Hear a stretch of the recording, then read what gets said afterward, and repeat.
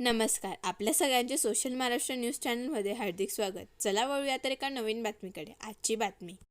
काँग्रेसचे ज्येष्ठ नेते युवराज करंजकाळ यांनी आज मनपा आयुक्त अमिता दगडे पाटील यांची भेट घेत नुकतीच मनपाने शास्ती माफ केले आहे त्यावर समाधान व्यक्त केले व एप्रिलपासून मनपाच्या मालमत्ता करात जी 17% वरून 30% होणार आहे या संदर्भात चर्चा केली व हा मालमत्ता कर 20% करावा अशी मागणी केली.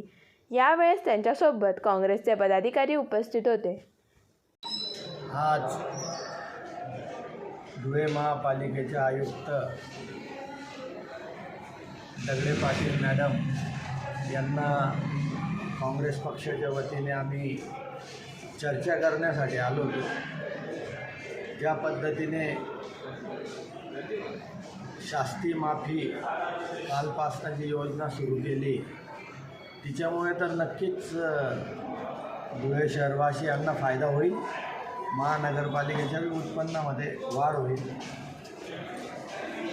पण आम्ही आयुक्तांना सांगितलं की ही शास्ती माफी ही तुमच्या अखत्यारीतली म्हणजे आयुक्तांच्या अखत्यारीतला विषय. पालकमंत्री आणि आमदारांना आमचं धुळे शहर जनतेच्या वतीने असं सांगणं आहे की आपण शासनामध्ये आज राज्य करते आणि हे भाजपचं सरकार आहे. आपण जर मुख्यमंत्र्यांकडे जर प्रयत्न केले तर जी 17-18% जी 36% घरपट्टी आकारण्यात येणार आहे म्हणजे आता 1 एप्रिलपासून त्याचे बिलं सुरू होणार आहे.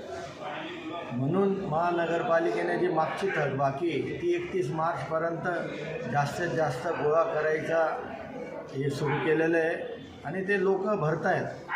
पण पुढे जी मालमत्ता कर जे वाढणार आहे ते भयानक वाढणार आहे. म्हणजे 5-5 पट वाढणार आहे. मला 5,000 येत असेल तर 25,000 येईल. ज्याला 25 येते तर त्याला 75,000 येईल. असा हा फरक राहणार आहे. तर आमचं मॅडमला म्हणणं होतं की आमचे मुख्यमंत्री तुम्हीच आहेत, तुम्ही आयुक्त आहेत, तुम्ही राज्यकर्त्यांना सांगा. आम्ही पण पालकमंत्र्यांना सांगणार आहे.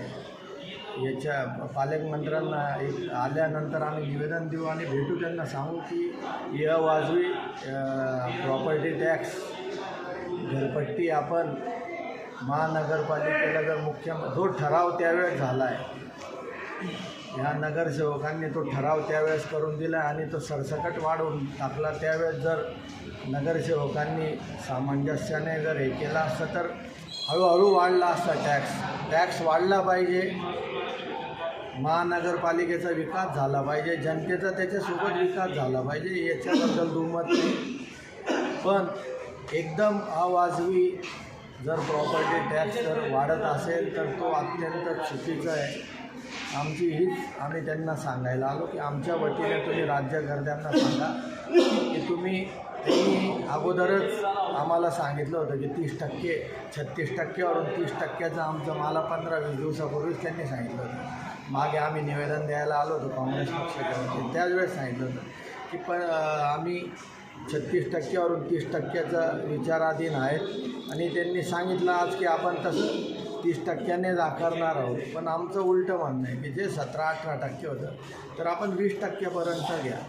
20%पर्यंत घरपट्टी आकारा असं आम्ही त्यांना सांगितलं.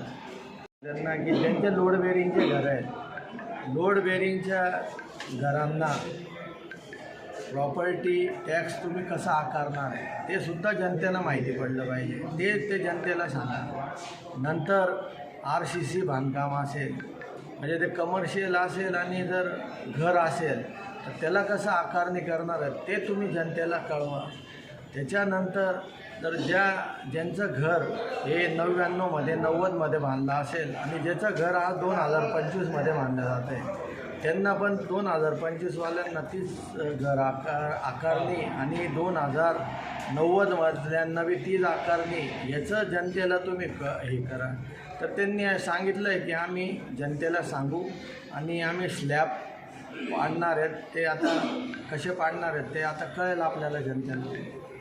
बातमी आवडल्यास चॅनलला लाईक व सबस्क्राईब करा व दररोज अशा नवनवीन बातम्या पाहण्यासाठी चॅनलला फॉलो करा. धन्यवाद.